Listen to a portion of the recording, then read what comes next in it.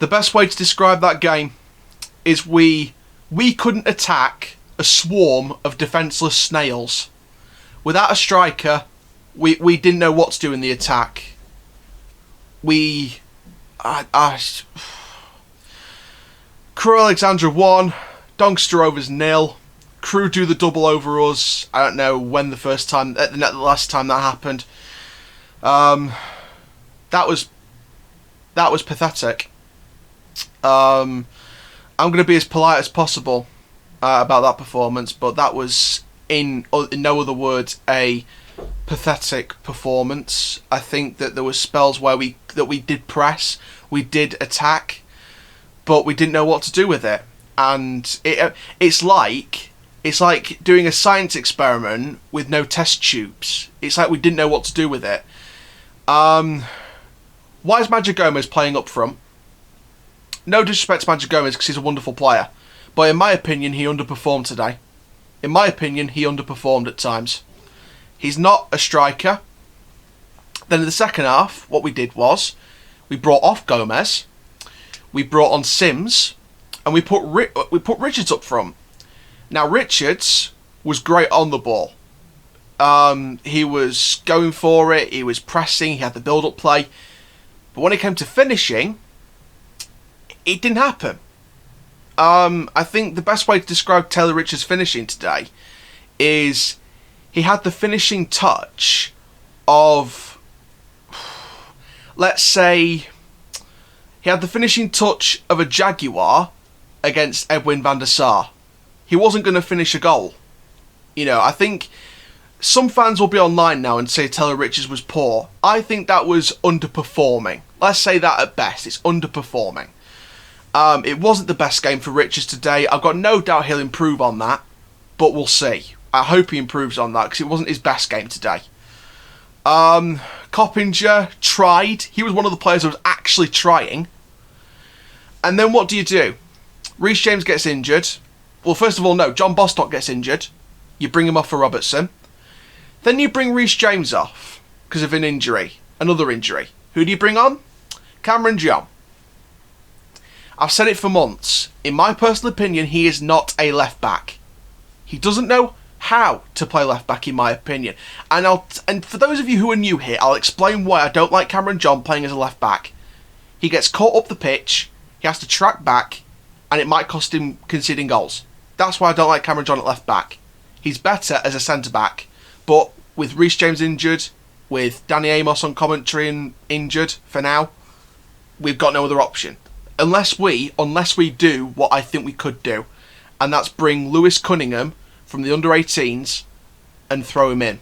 But what will that do to a young kid's confidence? He's good, don't get me wrong, he's really, really good. But can he make the step up straight away when we need him? In my opinion, for however long Reece James is out, we're going to have Cameron John at left back. We've got to get used to it. Not the best in that position. He's better than as a centre back, but we're going to have to get used to him at left back unless we play someone else at left back, which, to be honest, I've got no clue who else we're going to play at left back, to be honest, apart from the youngster Lewis Cunningham in the youth academy. Maybe he's the next academy star to step up. But yeah, the magic ran out tonight. I think no recognised striker affected us a lot. I heard on the commentary I was sort of listening to the pre-match commentary from BBC Radio Sheffield on Football Heaven. Shout out to them. And then I moved over to Eiffel to listen to them. And Bogle looks like it's a hamstring injury. They're saying a couple of weeks, so it looks like we're going to have no Bogle for a couple of weeks. Hopefully Fajiri Okunabiri's up front against Northampton on Saturday. I think it was just like a little knock or something. I don't know why he was past fit yesterday and then he's now not in the squad at all. But we had to do with what we had to do. It didn't help that the referee had the balance of an unbalanced scale. He wasn't balanced. Every time Crewe tried to time waste at the end of the match, he fell for it. It's like a mouse in a rat race trying to reach the cheese at the end of the maze, and he falls straight into the cage, into the mouse trap. He fell right for it. And there's times in the match where I think Rovers fans were probably screaming at their iFollow computers saying, "Referee, please take off your referee shirt and show your Crewe Alexandra shirt. I'm sure that's what people have been saying on media, but yeah, today was poor compared to the usual standards. It's very underperforming. We need to improve on this, and I don't know. We need to get better. Hopefully, Fajiri Okunabiri is going to be up front for Northampton. Otherwise, I don't know what we're going to do. Are we going to have to go false 9? Are we going to have to put Sims up front? You know, I was screaming for it at half-time. Get Josh Sims on the pitch, get Maja Gomez off the pitch, and play with Josh Sims up front. Or Jason Lakilo up front, because funnily enough, he's got the energy of an attacking player. He can play at striker sometimes for previous clubs. So, yeah, it's...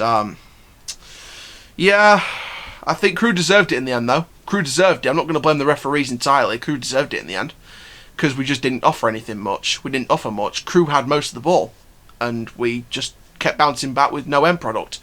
So I'm going to go through the team and give my ratings. Obviously, we're going to do it a bit differently today. We're going to start with the subs. So Cameron John, first of all, 5. And that's not being harsh, that's being honest. 5. He gave the ball away at least 3 or 4 times. Kept getting caught out of position. He's not a left back. 5.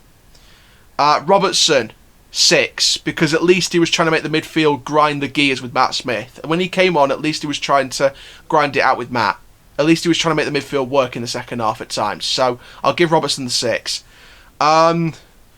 And then Sims, I'm going to give him probably a 6, moving up to a high 7. I think that he was trying to make stuff happen. But, again, just... I don't know, man. Going into the starting team then.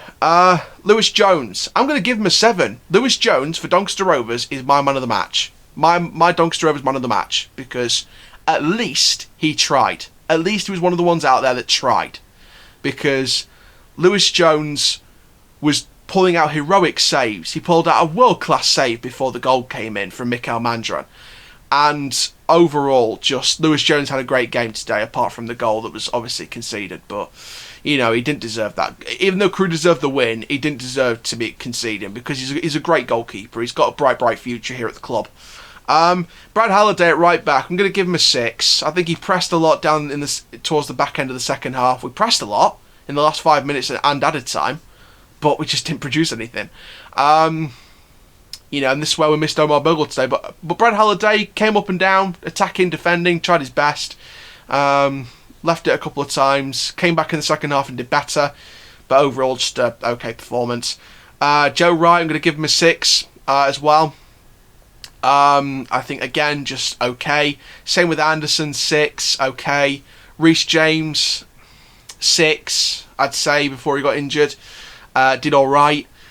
Matt Smith, 6 as well. Just tried his best. Did better in the second half than the first half. He let the ball loose a few times in the first half, especially. And you know, it's I don't know, man.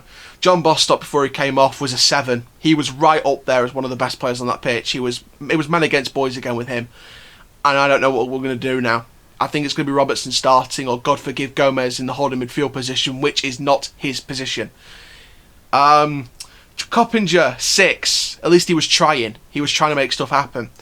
Lakilo, I'm going to give him a high 6, possibly even a 7. I'm going to give him a high 6 though, because he was energetic in the first half and tried to do stuff in the second half. Taylor Richards, I'm going to give him a 5. I thought Taylor Richards was poor today. I think, like I said earlier, I think it was probably one of Richards' worst games. But I've got no doubt he'll bounce back from this. I know Butler's been talking with Richards. I know Richards can do stuff great on and off the ball. He's turning into a brilliant player. He's got that Paul Pogba-esque about him. But today was one of his worst performances. So hopefully he can learn from that and bounce back. And then Gomez up front. I'm sorry, but I've got to give him a 4. I'm sorry. At least he was trying at times, but in my opinion, it was even playing today. I think that's the most polite way of putting it. Was he even playing today? 4, and that's the best I can give him. So what can we do against Northampton? Pray we have a striker. Pray we have Fajiri, or sign someone from the free agents, or an emergency loan deal. Just get someone in before Saturday, because if we end up playing Maja Gomez or Taylor Richards, I will lose my cool behind the camera. I'm not going to do it on camera because we're professionals here. We're professionals. But But inside my head, I'm going to have fireballs going off if Richards or Gomez is starting up front. And, you know, obviously, you know, people will say, well, we didn't have a recognised striker, so we can put that as a factor. But anyway, we'll see what happens against Northampton on Saturday. But I'm not happy about that performance. It wasn't the best performance at all. Gomez, my best advice to Madger Gomez would be back on the bench and just watch. Just watch. Because he's better as a cam. I think because Richards had a poor game today, I think Butler needs to be ruthless and drop Richards for Saturday. And people might say, why? Put Gomez in that cam position and you see what he can actually do. He can do well in that cam position. I know he can. But I'll swallow my words. If Richards is dropped for Saturday and Gomez plays at cam on Saturday and he has a poor performance again, then I'll eat my words and say maybe give Gomez more time out just to learn the game again from the bench. But I know there's a good player in Gomez. We all saw it at the start of the season getting consecutive goals in consecutive games. We saw it. We absolutely saw it. But it's not coming out. I think ever since he fell off a few games into the season after that run of good games, I think he fell off, got injured, he's come back, he wasn't 100% in my opinion, and he's not getting back to the player he was in the first few games of the season. So he needs to find that form, because I know he's got it in him. I know he has. But, you know, with Sunderland currently winning 2-0 against Portsmouth as of recording this, hopefully they do win the game. I know they're ahead of us, but I'd rather them be ahead of us by a couple of points, especially with the games in hand we've got on Sunderland, than Portsmouth overtaking us, because, you know, I'd rather us still be up there with the top three. But we have to put this result aside. We'll hopefully go on to Northampton. They're a good form side. We'll preview that on Friday. And for now, guys, my name's Aaron Chandler from Forever Football, Dear FC. Keep living the Rovers life. Keep being positive, guys. I know we can get a good season out of this. And that, my friends, is full time. Rovers till I die. Let's just get 3 points against Northampton at the Keep, man. Rovers till I die!